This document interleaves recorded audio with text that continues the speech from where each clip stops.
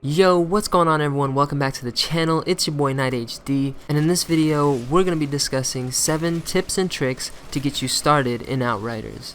Being someone that spent quite a bit of time in the demo, got this game first day as soon as it launched, and played it until well into the midnight hours, I wanted to share a few tips and tricks that I've picked up along the way to help any new starting players. So let's get straight on into it. Now, tip number 1 might seem kind of obvious, but I want to cover all the bases here.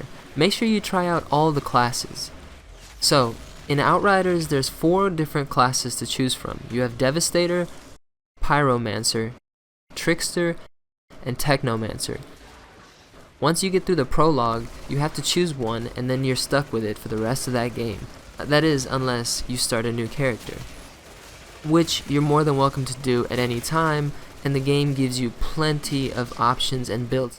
With multiple save slots, you'll get to try out all of the class's different strengths and weaknesses. This was one trap that I kind of fell into when I was trying out the demo for the first time, and that was sticking to one class. I only played the Pyromancer for the majority of the demo, and then right towards the end I switched to Devastator and wanted to try out that playstyle. I got kind of sick of having to stay in the Pyromancer's comfort zone, and I had to switch up my playstyle.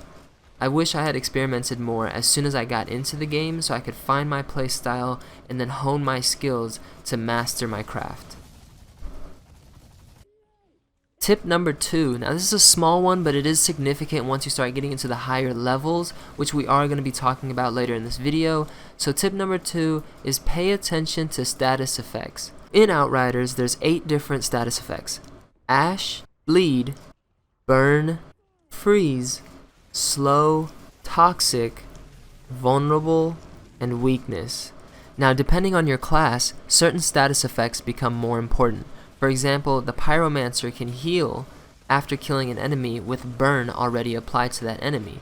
The Trickster often applies Slow to enemies, which helps them heal and have different combo effects. So each status effect is very important to your class and can heavily sway your playstyle and the future of your experience going forward.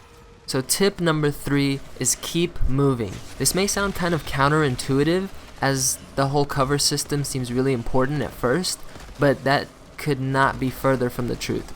Basically, the more you stay in cover, the higher chance you have of dying. And that is simply because you have less chance to use your abilities and less openings to hit more and more targets. In this game, the way the healing system works, they really want you to play an aggressive playstyle. Even if you're playing more of a backline character, you have to be getting those kills, you have to be using those abilities to support yourself and to support your teammates. The best way to do that is by staying on the move. This is extremely noticeable in characters such as the Devastator and the Trickster, as their whole kit revolves around moving and controlling the battlefield, as well as crowd control and overall damage output. Not possible if you're hiding behind cover. So jumping into tip number 4, we have to learn how to heal using your class's abilities. Now this varies for every single class. For example, the Devastator gains health simply by standing near an enemy that you kill. This is a close range tank class, so that makes sense for the Devastator. The Pyromancer, on the other hand, marks its enemies with their class abilities, and after they die with that class ability active, or that mark active, that is when their leech ability heals them. This might sound complicated at first. It is a nuance that every good player will pick up on eventually. Tip number 5. Play with a balanced team. In Outriders, you can play in teams of up to 3 people or solo. There aren't class restrictions like in some other games, so you can theoretically play with 3 Tricksters if you want, but you'd be missing out on a lot of versatility and a lot of fun strategies that the game has built into itself. Each of the classes fill a certain niche, so whether you want a tank with the Devastator, or a support or a long distance damage dealer such as the Technomancer, every role has its own specific part to play, and they're all integral to making a well-balanced team. The different classes can also pull off some awesome combos together. Having a Trickster on your team who can slow an enemy, and then a Devastator who can come in with some sort of ground pound or AoE attack could be huge, especially in later levels. The battles in Outriders are plentiful and dynamic. so there's plenty of room to experiment. Why not take that opportunity and form a balanced team? Tip number 6. Manually pick your world tier.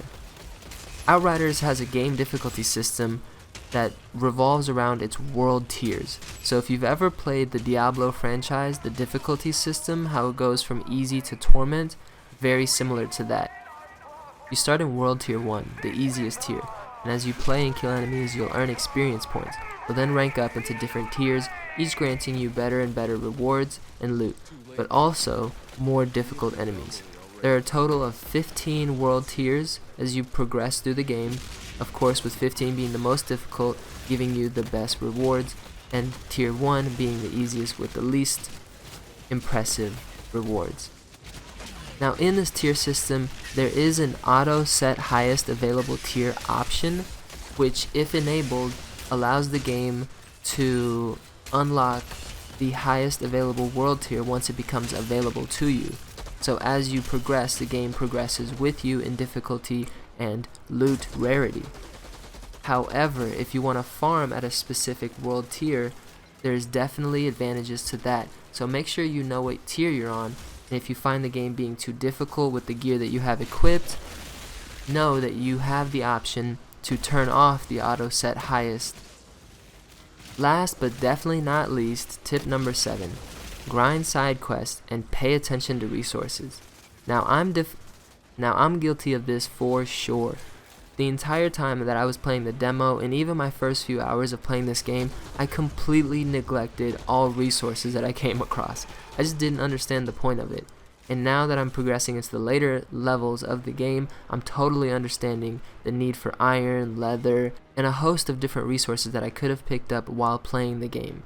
Going out and grinding these side quests and going out and harvesting all the materials is going to give you that extra little edge that you need to really put your character over the top in those higher levels. Now also make sure you're paying attention to the different crafting materials that you're coming across. There will definitely be opportunities to harvest resources which you can use for crafting. Even if you're not willing to craft at the moment, in the later levels you'll definitely be grateful that you collected those materials. That's going to about wrap it up for this video, guys. I hope you enjoyed these 7 tips that I laid out, and I hope that one of these at least gave you a new perspective or something new to try out in Outriders. I hope you guys are enjoying the game as much as I am, and I can't wait to see you guys in the next one. If you want to see the article that I'm referencing, I'll leave it down below in the description. Don't forget to check that out if you want more details. If you want to see more like this, subscribe, and I'll see you guys in the next one. Deuces. Can you hear the sound?